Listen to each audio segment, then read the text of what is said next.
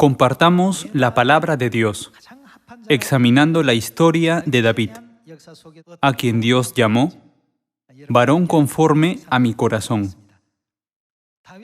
David siempre ganaba cada vez que peleaba en batallas. La principal razón de su victoria era que siempre servía a Dios y lo tenía por príncipe de su ejército.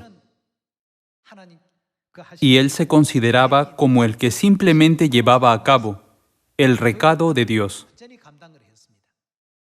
David siempre consultaba con Dios cómo dirigir el ejército en la batalla, en lugar de elaborar su propio plan. Veamos esto en 2 de Samuel capítulo 2. Vayamos a 2 de Samuel capítulo 2, versículo 1. Después de esto aconteció que David consultó a Jehová diciendo: ¿Subiré a alguna de las ciudades de Judá? Y Jehová le respondió: Sube. David volvió a decir: ¿A dónde subiré? Y él le dijo: a Hebrón. David siempre consultaba con Dios, gracias a lo cual pudo recibir la instrucción de Dios, que era el príncipe del ejército. David subió allá, y con él sus dos mujeres, Ahinoam jezreelita y Abigail, la que fue mujer de Nabal, el de Carmel. Vayamos al versículo 7. Esfuércense pues ahora vuestras manos y sed valientes, pues muerto Saúl vuestro señor, los de la casa de Judá me han ungido por rey sobre ellos. Desde ese momento en adelante, David entró en batalla como rey de Israel. Si ven el capítulo 3, versículo 1, se lee: Hubo larga guerra entre la casa de Saúl y la casa de David, pero David se iba fortaleciendo, y la casa de Saúl se iba debilitando. Ahora veamos 2 de Samuel capítulo 5, versículo 10. Está escrito: y David iba, ¿de qué manera? Adelantando y engrandeciéndose, y Jehová Dios de los ejércitos estaba con él. Incluso después de que Josué tomara Canaán, Sión permaneció mucho tiempo sin conquistar. Sin embargo, David pudo capturarla. David consideraba a Dios como príncipe del ejército, y él simplemente llevaba a cabo lo que Dios quería que hiciera. Dios, ¿qué debo hacer? Puesto que solo soy su representante para entregar su voluntad a su pueblo. ¿Acaso no pudo ganar todas las batallas porque Dios le indicó cómo hacerlo? La vida de David estuvo llena de batallas. Vayamos a 2 de Samuel capítulo 8, versículo 1. Después de esto, aconteció que David derrotó a los filisteos y los sometió, y tomó David Metec Ama de mano de los filisteos.